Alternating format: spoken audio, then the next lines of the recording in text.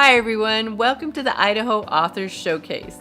My name is Janet Ravenscraft and I will be your host today. This show will be about authors and their stories. We'll find out about why they write and why this book. And then how they write. Do they use a computer, a laptop? Are they longhand? Are they recording? When they write. Are they writing daily?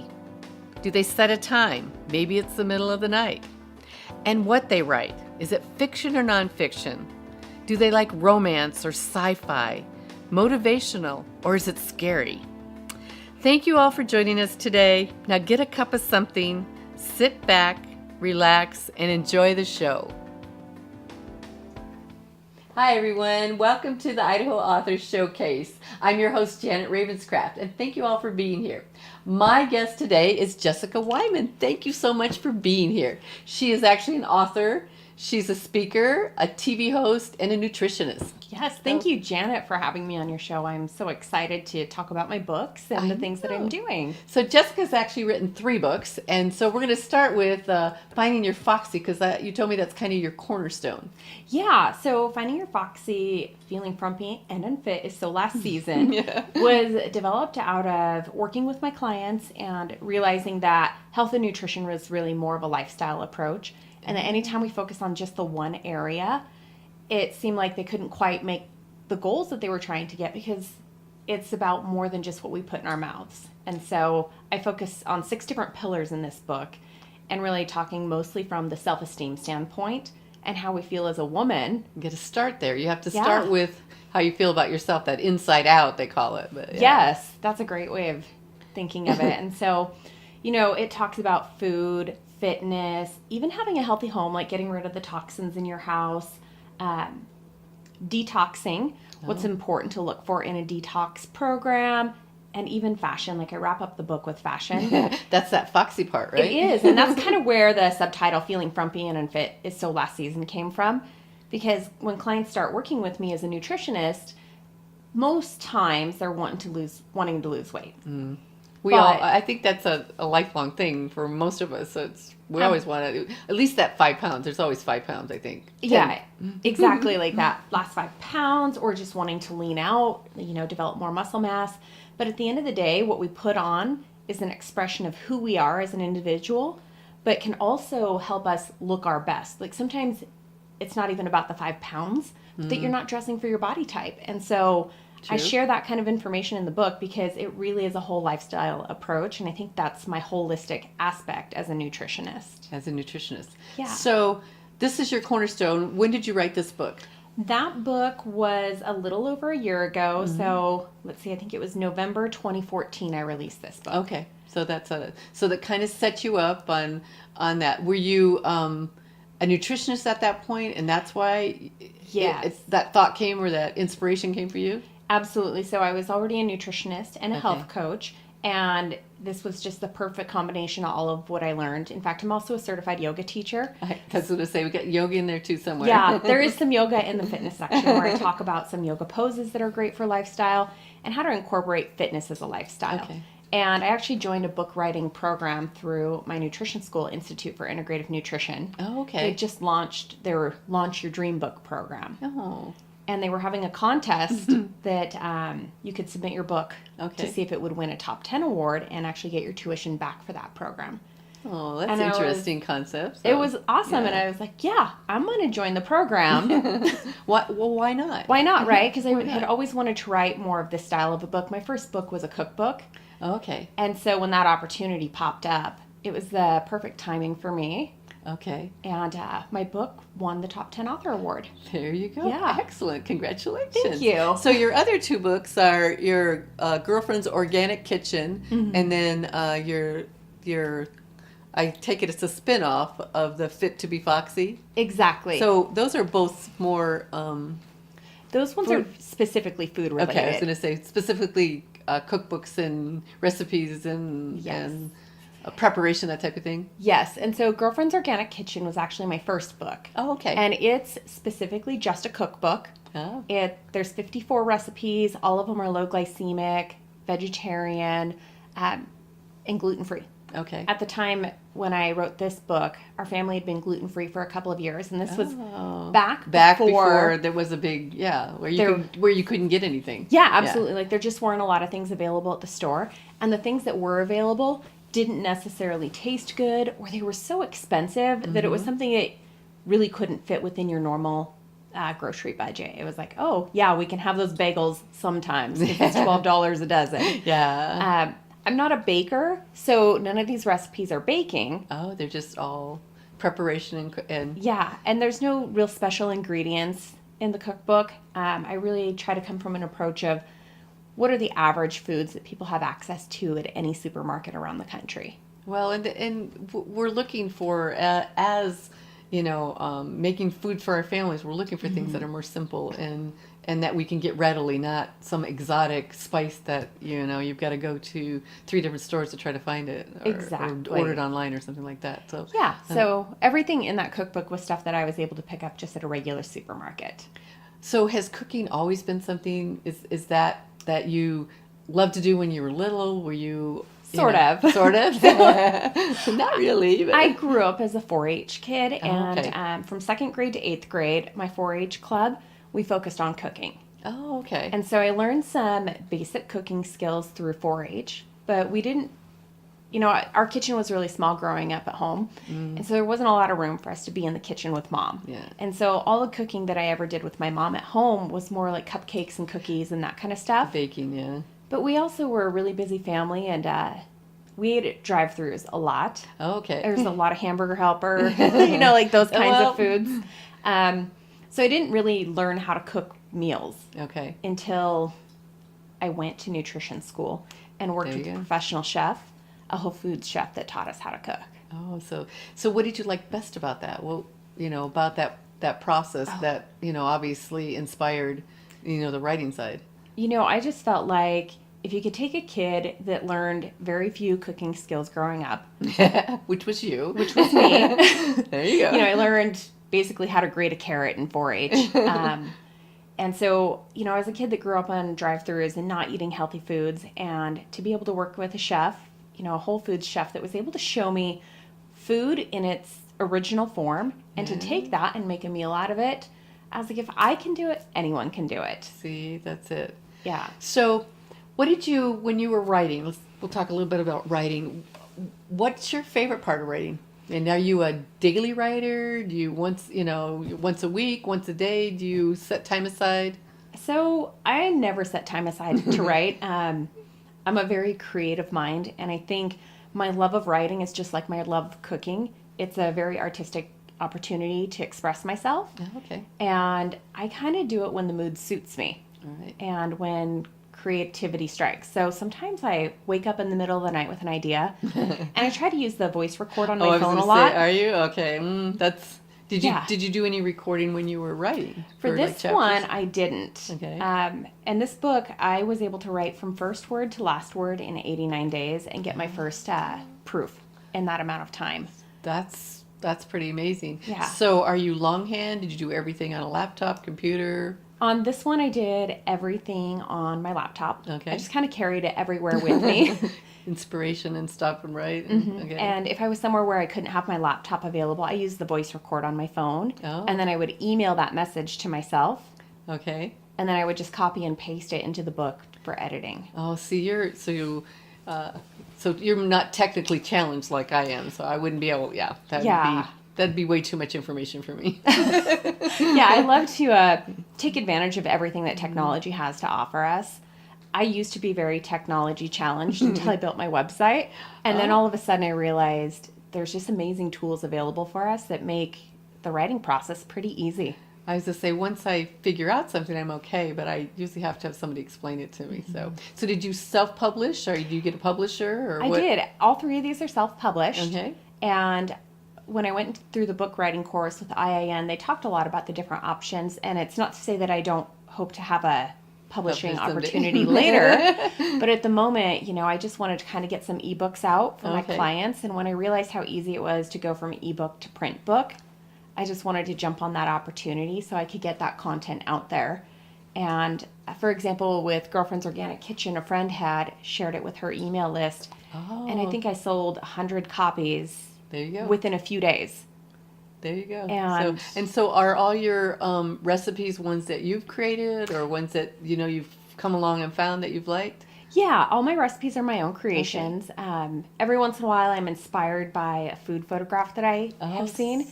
And how to make that, and how to make it that pretty, that type of thing. Yeah, and so I'm a cookbook hoarder. But one of those. I don't ever use other people's cookbooks. I just go through and flip through the book and look at the pictures because I don't ever want to accidentally steal someone else's recipe because it's so easy to... But you look at the picture and go, okay, what would the ingredients take for me to make that really, dish? I just kind of look at, like, what are some of the key ingredients in that dish? What are some wonderful food combinations? Like, what flavors go together? And so I use it as inspiration that way. That's interesting. Very interesting. All right, we're going to take a break here for a couple minutes, and so we'll be right back.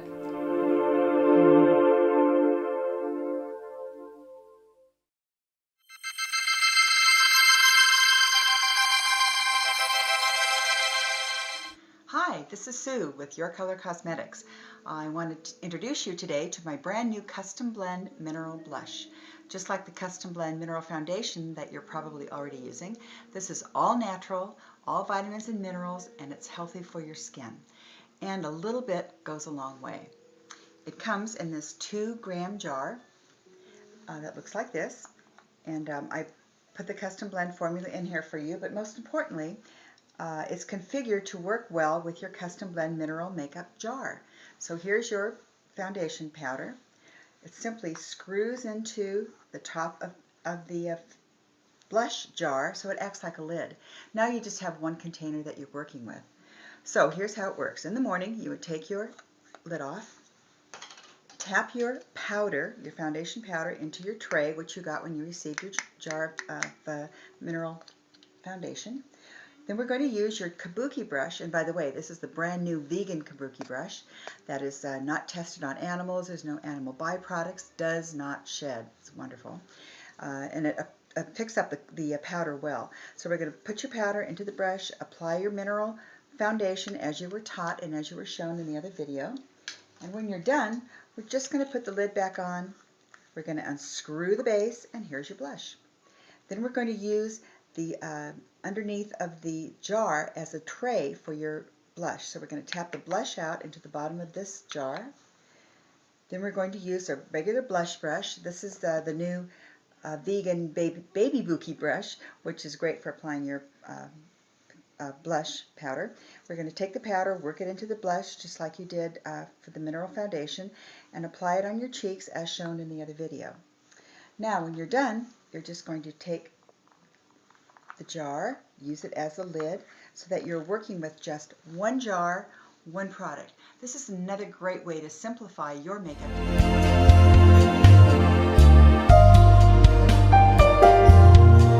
Hi there, and welcome to Jessica's Clean Eats. I'm Jessica Wyman, certified nutrition coach, and I'm excited to share my 5 to 7 ingredient recipes to help you get your family from drive-thrus to dinner tables.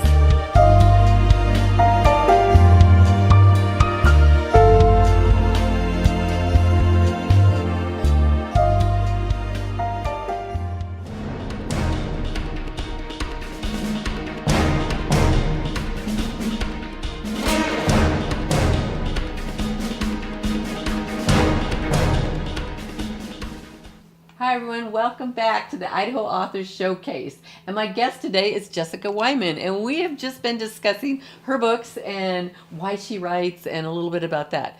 So let's just kind of continue on that. So do you have, as you're writing, do you have a favorite author? Do you have somebody that inspires you?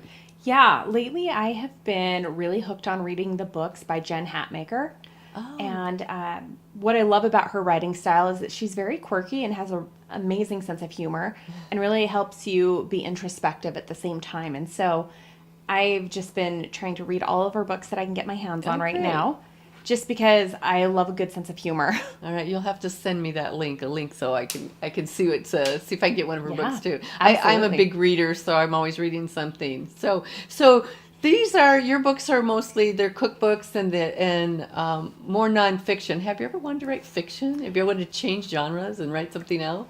Well, to be honest, I originally wanted to write fiction, and it's still kind of in the back of my mind as something I want to do. Right now, I'm trying to come up with a good storyline, because these books not only are they about health and fitness, but I've really written about myself in a couple of the books. And so when I was 6 years old, I wanted to be an author.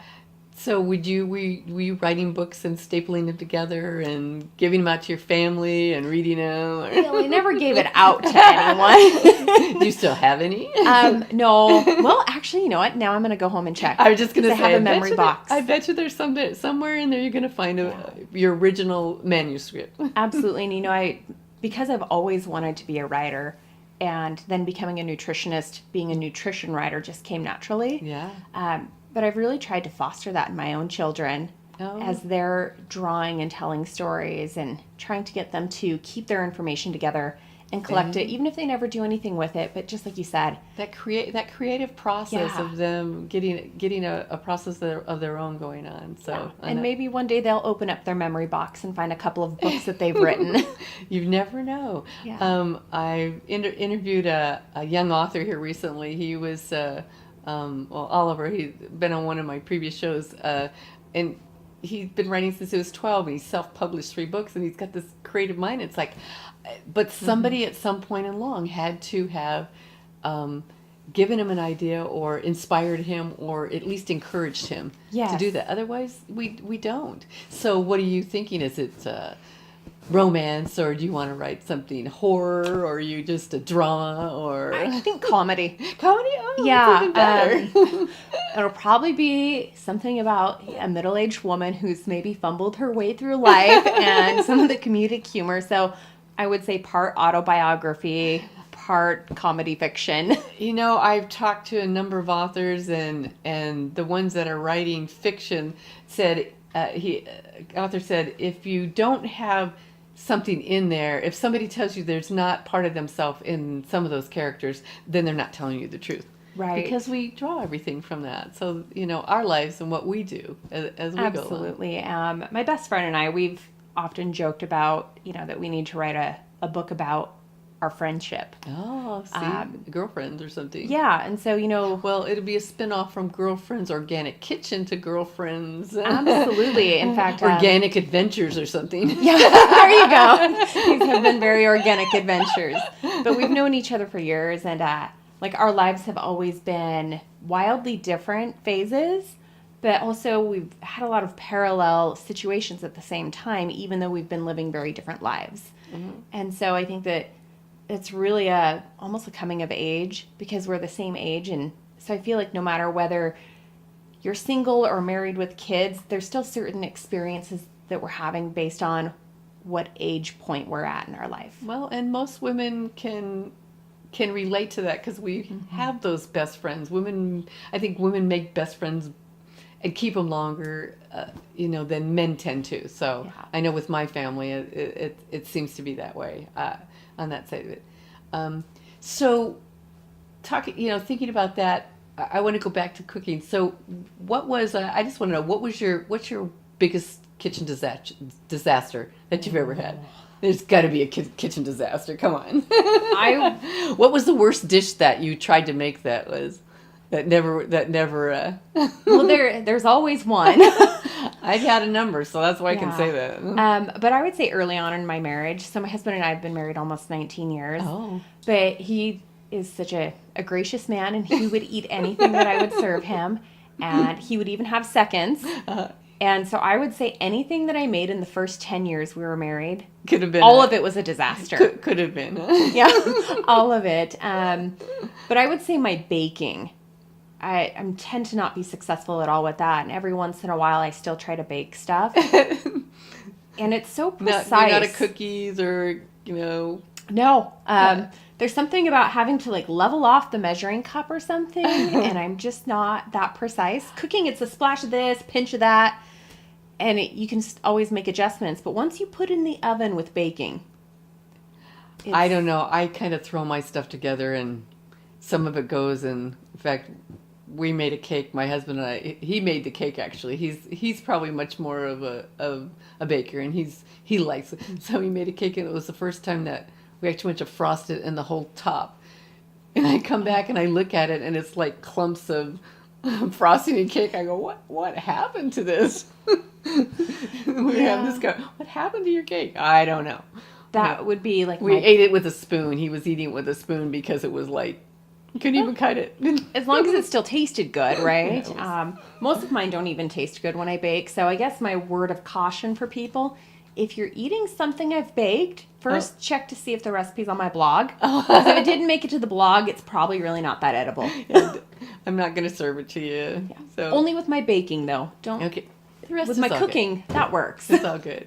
I was going to say, so do your sons cook? Because you have 2 sons, right? Yes, 2 boys. I was going to say, do they cook with you? Are you teaching them to cook? Absolutely. Definitely my younger son cooks with me more than my older son. I don't know if part of that is because I homeschool the youngest one. Oh, okay. And so we just have a lot more time together. Or if he maybe just...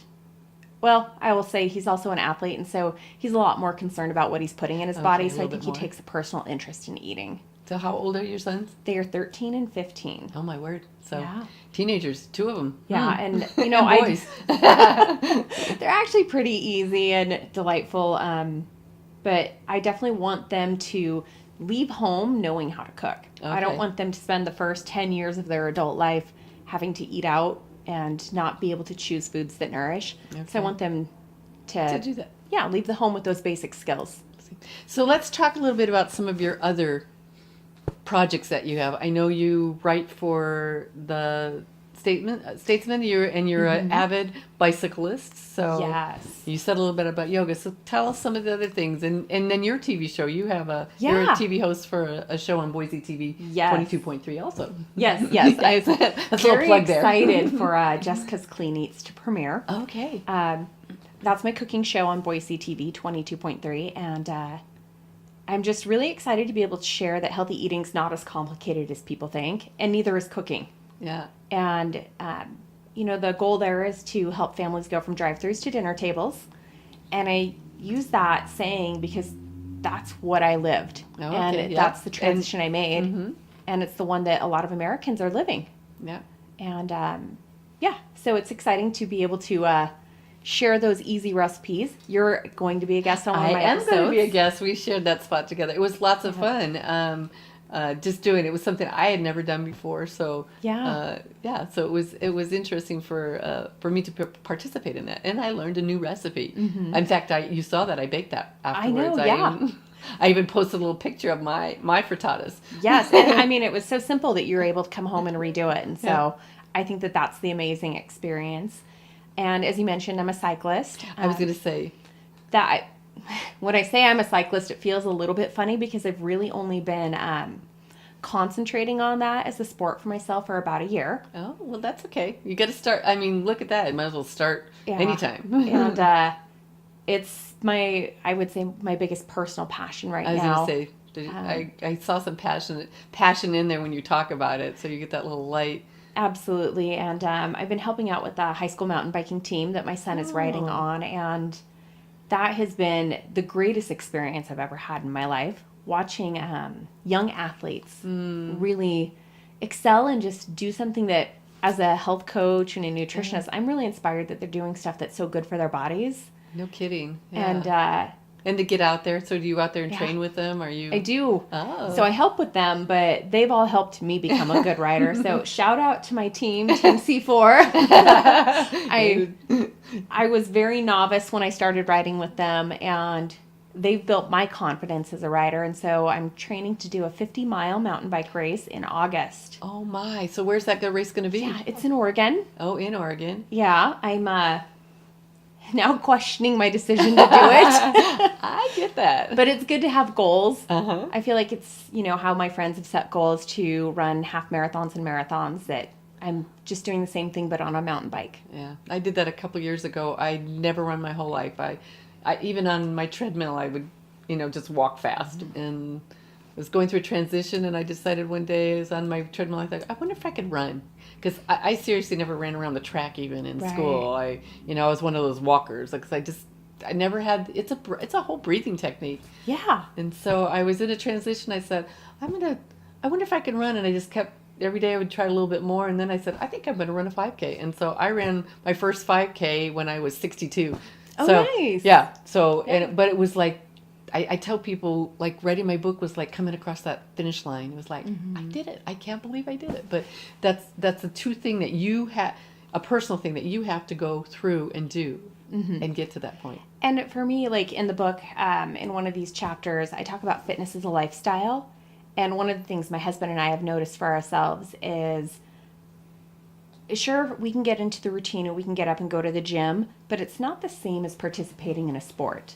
And so getting on our bikes and riding. It's fun. Yeah. All right, we're going to take a break. Thank you so much. We'll be back.